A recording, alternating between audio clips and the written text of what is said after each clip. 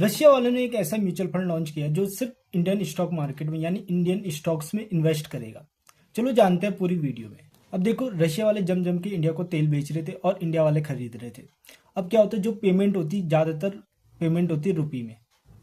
अब जो रुपी है वो रशिया के काम तो आएगा नहीं। हम रशिया से कुछ सामान खरीदते नहीं तो जो रुपीस है वो अटक जाते थे इंडियन बैंक्स में। प्रॉब्लम ये थी कि जो इंडिया है वो रशिया को पैसे भेज नहीं सकता क्योंकि बहुत सारी रिस्ट्रिक्शन थी। जैसे यूएस ने सैंक्शन लगाया था रशिया पे, कोई भी ट्रेड नहीं करेगा पेमेंट की। और ये भी सबसे बड़ी प्रॉब्लम थी।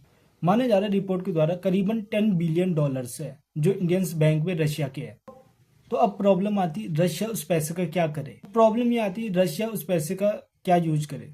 तो इस बारे में इंडिया और रशिया की बहुत सारी मीटिंग होती थी और कोई सॉल्यूशन नहीं आता था। तो एक रास्ता निकला कि रशिया इंडिया में बहुत सारी इन्वेस्टमेंट करेगा। जैसे जो इंडियंस कंपनी है उनमें इन्वेस्ट करेगा, उनमें स्टेक बढ़ाएगा और अपना पैसा इन्वेस्ट करेगा। बट उसके बाद भी रशिया का बहुत सारा अमाउंट बचता था इंडिया में। रशिया ने एक सॉल्यूशन निकाला, इंडियन म्यूचुअल फंड। यानी जो रशिया के रिटेल इन्वेस्टर है वो इंडिया में इन्वेस्ट करेंगे उस म्यूचुअल फंड के थ्रू।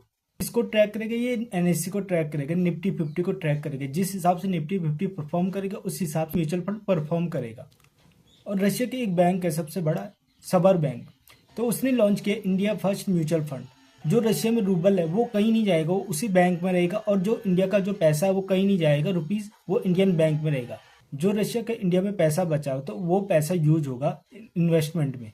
जितना जो रशिया के रिटेल इन्वेस्टर है वो इंडिया में इन्वेस्ट करेंगे उस हिसाब से। और ये सबसे इजी तरीका था कि जो रशिया और इंडिया की ट्रेड है उसको जो पैसा होता है तो उसको कैसे यूज किया जाए।